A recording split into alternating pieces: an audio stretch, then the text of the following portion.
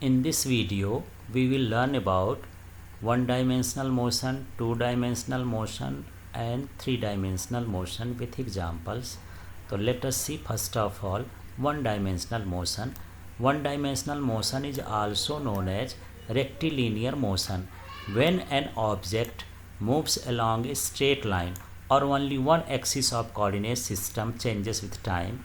तो यहाँ पर हम देख लेते हैं कि कोई भी बॉडी है यदि वो स्ट्रेट लाइन में मूव करती है तो हम उसे रेक्टिलिनियर मोशन या वन डायमेंशनल मोशन बोलते हैं। या फिर हमारे पास 3 एक्सेस होते हैं, एक ये मान के चलिए, एक ये एक्सेस हो गया और एक ये हो गया, इसका हो गया x और ये हो गया y और ये हो गया z। 3 एक्सेस होते हैं। अब यदि कोई ऑब्जेक्ट इस एक्सेस की ओर मोशन करे या फिर इस एक्सेस की ओर मोशन करे या इस एक्सिस की ओर मोशन करे तो हम इसे बोलेंगे कि ये क्या है, एक तरह का वन डायमेंशनल मोशन है। एग्जाम्पल के लिए देखिए, motion of straight line, motion of train along straight railway track. तो कोई रेलवे ट्रैक यदि स्ट्रेट है और उसमें ट्रेन का मोशन हो रहा है तो हम उसे कह देंगे कि ये कैसा मोशन है, एक रेक्टिलिनियर या वन डायमेंशनल मोशन है।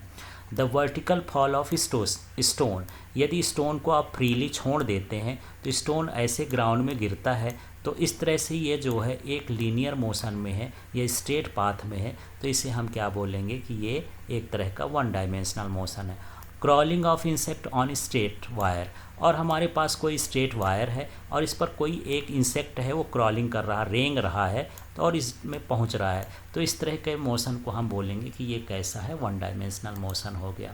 इसके बाद हम टू डायमेंशनल मोशन की बात करते हैं। When an object moves in a plane or two axes of coordinate system changes with time. तो कोई भी ऑब्जेक्ट है यदि प्लेन में मूव कर रहे हैं, जैसे मान लीजिए यहाँ पर है, ये प्लेन हो गया, इस प्लेन सरफेस पर कोई ऑब्जेक्ट इधर जा रही या इधर जा रही, कहीं भी ऐसे जा रही, तो इसको हम टू डायमेंशनल मोशन कहते हैं। या फिर हम कह सकते हैं एक्सिस के थ्रू कि हमारे पास 3 एक्सेस होते हैं एक्स वाई जेड।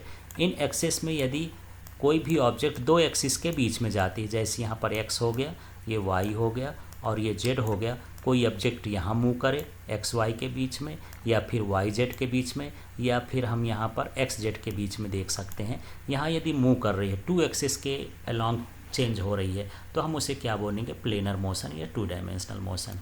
एग्जाम्पल के लिए देखिए, जितना भी सर्कुलर मोशन होता है, यदि कोई ऑब्जेक्ट ऐसे ऐसे सर्कल में मूव कर रही है तो टू डायमेंशनल मोशन होगा। इसके बाद ये प्रोजेक्टाइल मोशन है, तो जब हम किसी ऑब्जेक्ट को थ्रो कर देते हैं और वो इस तरह से फ्रीली फॉल होते हुए दूसरी जगह पर गिरती है तो इस तरह का ये प्रोजेक्टाइल मोशन होता है।